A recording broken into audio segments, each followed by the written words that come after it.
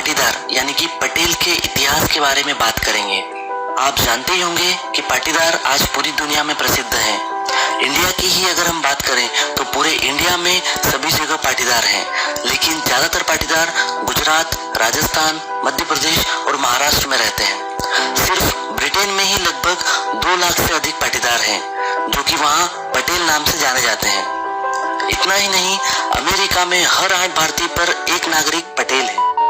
India के लगभग 20% businessman Patidar हैं और उन 20% बिजनेसमैन में से 70% बिजनेसमैन गुजरात से हैं, जो पटेल नाम से ही जाने जाते हैं। भारत में भी पाटीदार को अलग अलग उपनाम के नाम से जाना जाता है।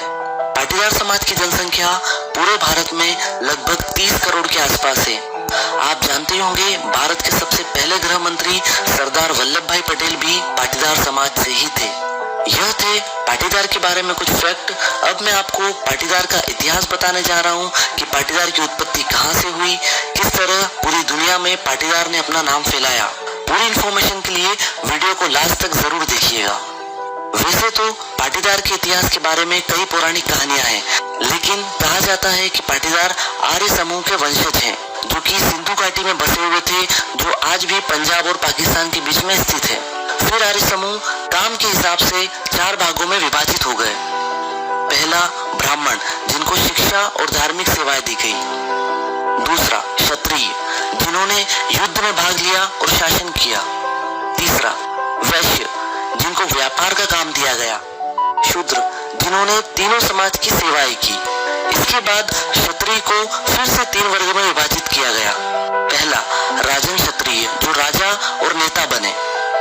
दूसरा, क्षत्रिय योद्धा, जो युद्ध लड़े।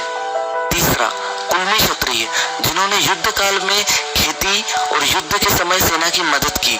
बाद में सिर्फ कुल्मी के नाम से जाने जाने लगे।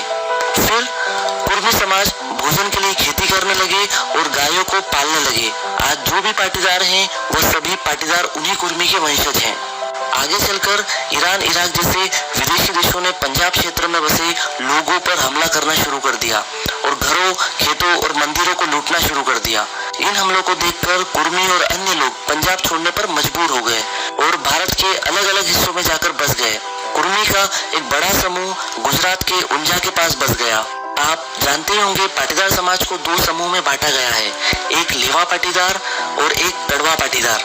कुछ लोगों का यह भी कहना है कि पाटीदार समाज भगवान श्री राम के वंशज हैं और भगवान श्री राम के पुत्र लव और कुश के नाम पर ही पाटीदार समाज के 2 समूह का बंटवारा हुआ।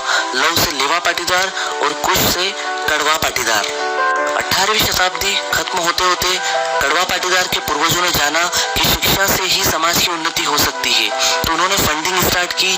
उस पैसों को वो समाज में शिक्षा के लिए लगाने लगे, जिसने एजुकेशन को रिवॉल्यूशन में मोड़ दिया, जिसने आने वाली पीढ़ी को कई उद्योगपति, व्यापारी, डॉक्टर, इंजीनियर, लेखक, वैज्ञानिक, प्रोफेसर, सैनिक और कई राजनीतिज्ञ बनाने में मदद की। आज की पाटीदार पीढ़ी 130 साल पहले स्टार्ट की गई एजुकेशन रिवॉल्यूशन का ही रिजल्ट है।